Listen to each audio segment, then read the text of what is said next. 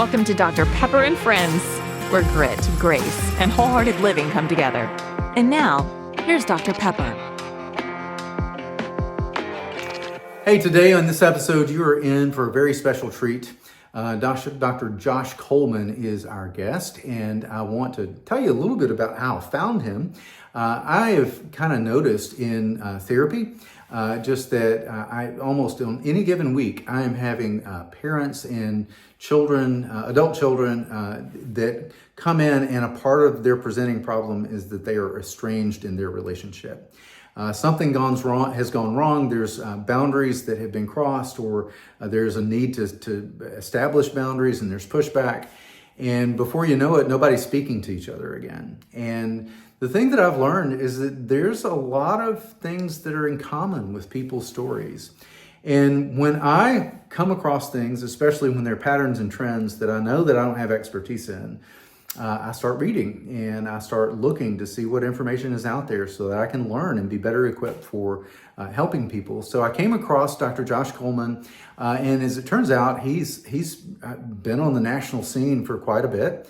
Never knew this, but he's been on a lot of the national talk shows, the Good Morning Americas and those kinds of shows, talking about estrangement. He's been doing this since the mid-2000s, single digits, 2007 or so, and has recently written a book called The Rules of Estrangement, and I'll include a link to that book on Amazon in my show notes, so I hope you'll pick that up, and possibly even go to his YouTube channel and check out some other resources that he has, because it's very, very helpful.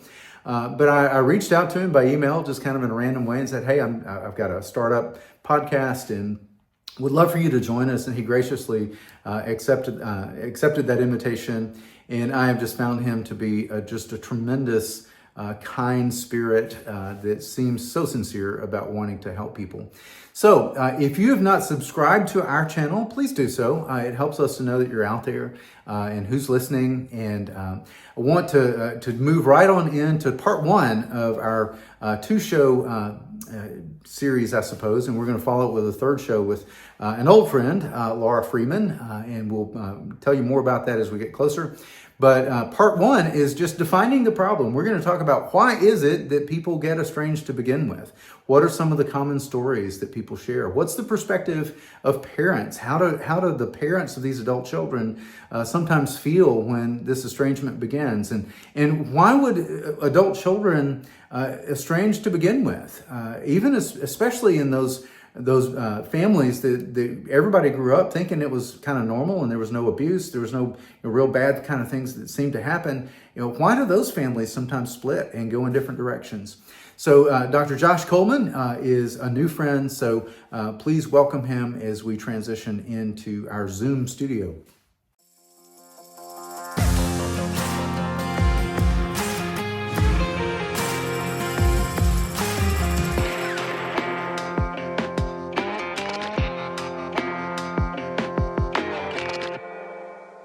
So I want to welcome today a new friend. His name is Dr. Joshua Coleman, and he has written a book called The Rules of Estrangement. And I have confessed to him by email already that the way that I have found you, Josh, has been out of need. I do a lot of couples therapy and a lot of individual therapy with people from trauma backgrounds, and on a regular basis now I'm just finding that I either have adult children who are estranged with their parents, or parents who are estranged with their adult children. And when I realize that I have no expertise or not a lot of information about that, I go searching, and that's how I found you. So tell us a little of how you came to learn and study and write about this topic. Sure, no, happy to. Well, I guess I'm happy to. I came into it through a personal experience, and that is I was married and divorced in my 20s and have a daughter in her 40s, so I'm very close to. But there was a period of time in her early 20s where she cut off contact with me for several years, owing in large part to some feelings that she had about growing up in a blended family and feeling in some ways displaced when I had children in my second marriage, which is my current marriage of some 35 years. But, feeling that she kind of got a raw deal in some ways, feeling in some ways neglected or not valued. And, when she went to talk to me about it, I responded kind of defensively, try to explain it away in a way that, parents often do, which just made her feel less understood and cared about and seen. And so it wasn't until I sort of learned to just kind of shut up and empathize and take responsibility and really see things from her perspective and not my own that things began to shift. And then we eventually did reconcile, blessedly. And then as a result of that, I wrote my first book on the topic in 2007, When Parents Hurt, Compassionate Strategies When You and Your Grown Child Don't Get Along. And as a result of that, got a wide following of other parents who were going through it. And as a result of that, started doing a weekly free Q&A because I just couldn't handle the volume of emails, which I still do. Now it's every other week, in a webinar series, and then did a research study of 1,600 estranged parents, which I discussed in my more recent book, Rules of Estrangement. So that was the personal path that led me here. Yeah. In this work, I know you've sat with hundreds and hundreds of both parents and adult children. What are some trends that you see? What's a part of the landscape that goes with that?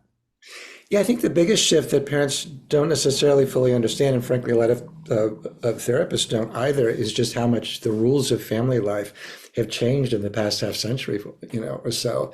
I mean, family life for the largest time was governed by the principles of honor thy mother and thy father, families forever, respect thy elders, and it still is in probably most of the world, other than in Western democracies. And so what has changed is that it's shifted away from that idea to a much more valuing of personal identity, personal growth, personal happiness. So now parent-adult-child relationships are purely based on whether or not that adult child wants to have a relationship with that parent. So parents don't have the same kind of control or power that they once did. They can't really guilt trip a kid into having contact with them. So it means that parents have to be much more sensitive to how they communicate with their adult children. If the adult child wants up their childhood issues. They have to be much more sensitive to that and empathic to that. That's a huge change.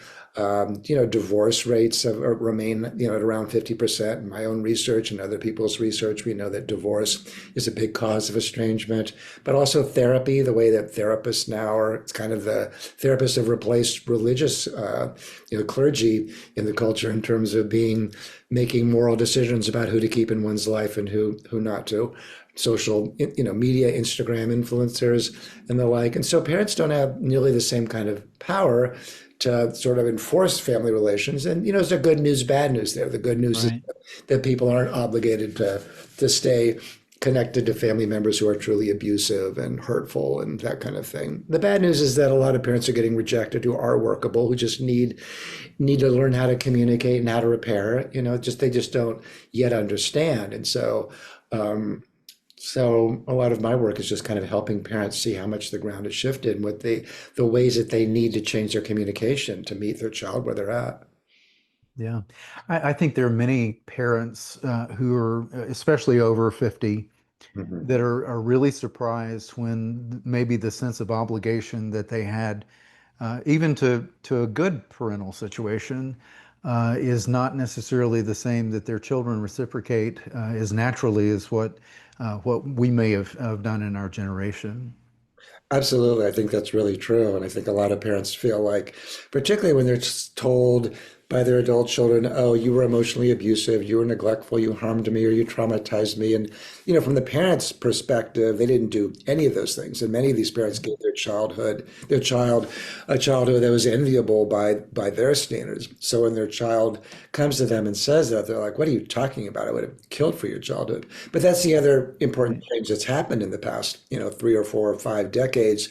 And that's that our standards for what gets labeled as emotionally abusive, traumatizing, hurtful, destructive parental behavior, all that's gotten much lower in terms of what gets diagnosed. And so, younger adult children have been raised in this other kind of environment where things are getting labeled as emotionally abusive or Right. narcissistic or gaslighting or boundary crossing. And the parents didn't really grow up in that culture. So you have this kind of cultural war between the generations. And because the adult child gets to set the terms, meaning if the adult child says, I don't want a relationship with you, the parent doesn't have any power to enforce it. It's really incumbent on the parent to learn how to communicate in this much more kind of psychologically intensive contemporary way. Right. Yeah, I think one of the things that you do in your book, Rules of Estrangement, is you kind of dispel the villain Yeah, in a sense. There's a tendency, I think, for both the adult children and the parents sometimes to want to villainize. yeah, And I think one of the things you said something to the effect of, the reason that some adult children have a messed up life is not all the fault of the parents. right, There are a exactly. lot of other factors that go along with that. And the parenting that as parents that we may have delivered was probably not as flawless and romanticized as what we sometimes see it as being. So there's some responsibility that we have too. Yeah, both of those things are really true. The first that we live in a culture that sort of makes people feel like, well, if you have problems in adulthood with anxiety or depression or low self-esteem or attachment or relationships, well, you just have to look back at your childhoods and the answer will be there. And sometimes that's true, but it's not always true. A lot of it's genetics, a lot of it's social class, a lot of it's neighborhood, a lot of it's random good luck, random bad luck, peer group, cohort, the generation that you grew up in. So, for example, Gen Z, those born between 1995 and 2012, they have more depression, anxiety, suicidal ideation, and suicide attempts than any generation before them. And it's not because that generation of parents has suddenly become terrible. If anything, that generation of parents is some of the most educated, financially, solid, psychological generation that ever existed. But it's more the effect of the iPhone generation, being constantly dosed with these negative social comparisons about how great everybody else's life is doing, and how they're constantly being given that. So that part's certainly true. And the other part that you said is also true, that, we as parents can feel like we did a great job, but we have to be open to the way our children say, well, actually, no, what, you didn't. You kind of failed me there. Yeah. And that's why, Yeah. right, that's Yeah, that. there were many times that I told my children no, and I followed it with the line, I'm just going to keep some therapists in business someday. Right? Exactly, that's right. Yeah, yeah. And one of the things that's worth pointing out is sometimes as therapists, one of the things that we get is just one side of the story. And Sure. there's, the proverb that says that, any story sounds good until you've heard the other side. But sometimes when it sounds harmful, especially to with the adult children, Right. our solution is often boundaries. Yeah. And when parents of those adult children don't understand those boundaries, that creates, more fireworks between the two of them to where there's a need for even more boundaries to the point that that story unfolds. No, that's exactly right. And, we can do a lot of help in this situation, and we can do a lot of harm. I think we do harm when we diagnose parents we've never met, or we're not willing to talk to the parents, or when we kind of green light an estrangement as an act of, independence and taking charge of your life. I mean, it can feel like all those things, but what isn't talked about enough in our society is how much, if an adult child cuts off a parent, they typically cut off access to the grandchildren as well. So it's usually a cataclysmic event in the whole family structure. Because of that, siblings might line up with the estranged adult child, other siblings with the parents, Yeah. cousins sometimes get cut out of people's lives. So, I think we have to think about kind of how everybody's going to be impacted, not just our clients sitting in front of us. Mhm. Can we talk a little bit about in-laws? Because I think in a recent email that you sent out, it's from the book, but it's talking about the cult of one. Yeah, And sometimes parents find an easy target with the daughter-in-law or the son-in-law who has changed my child, yeah, right? And sometimes that same in-law can point out things from that their partner's raising that maybe that partner had not seen before. That they're like, well, maybe that's not normal after all, right? So how right. does that dynamic play out? Yeah, no, when I wrote my first book on this topic in 2007, I didn't even have a chapter on the son-in-law or daughter-in-law because it hadn't really surfaced in my practice. I just hadn't really considered it, but now I see it all the time. I mean, now, the son-in-law or daughter-in-law from the parent's perspective is a major cause of the estrangement. So you're right. Sometimes it happens because that new spouse either comes from a healthier family, or they point out things that are problematic about the parent's behavior that that adult child either couldn't see or felt uncomfortable seeing, and that can lead to conflict, particularly if the parents can't really repair or acknowledge or make amends around it. But it can also happen that, an adult child might marry somebody who's really troubled, who says, choose them or me. That's what I call the cult of one. Somebody, has a lot of attachment anxiety, or they have a personality disorder or something else. And then, then things are often running towards estrangement because that person just doesn't like those parents, sees them as toxic, sees them as destructive, and basically says to their spouse, well, I don't want a relationship with you if you're going to have a relationship with them. So the spouse goes, okay, I guess I won't have a relationship with them, which is, very tragic. Yeah, yeah. There's, I don't know that it's a Southern saying, but a saying is certainly that what's down in the well will come up in the bucket. And it's eventually going to surface.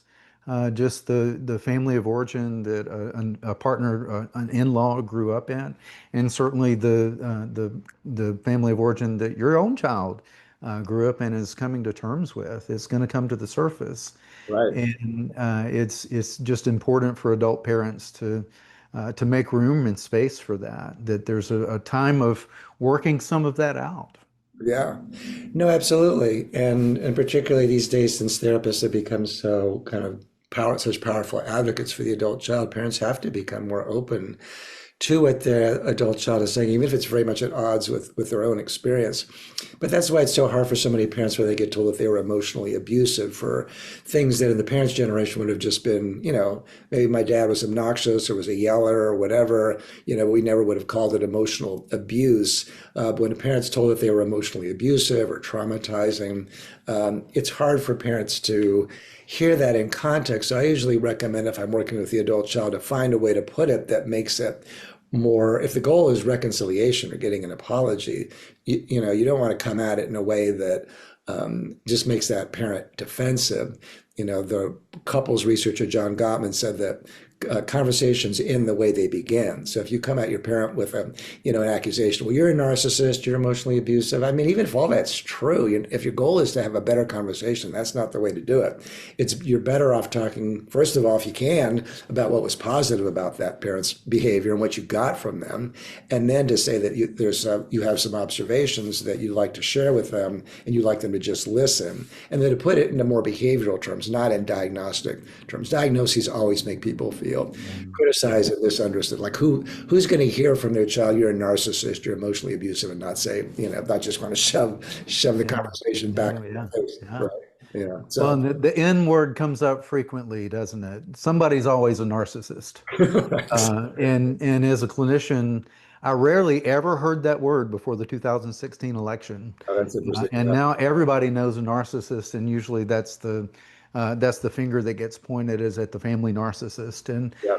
sometimes we all have some narcissistic traits, but Sure. Yeah. as far as that actual diagnosis, that's not very helpful. No, it's not. Right. Again, it just makes people feel misunderstood. And I agree with you. It's one of the most overused, incorrect diagnoses of all of them, as far as I'm concerned. Thank you. Dr. Josh Coleman is our guest and our friend, and we appreciate your being willing to spend this time with us. It has been awesome. So we've got it now. We've got a little bit of information about how these problems get formed, how these problems get started, what it's like for the adult children, what it's like for the parents. So in our next show, we're going to talk about how to remedy this. How do you pursue reconciliation, and what is that like, and does that wind up being helpful?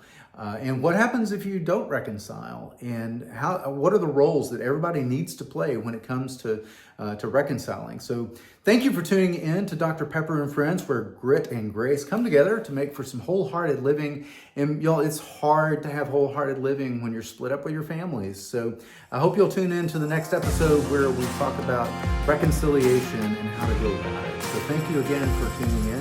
We'll see you next time.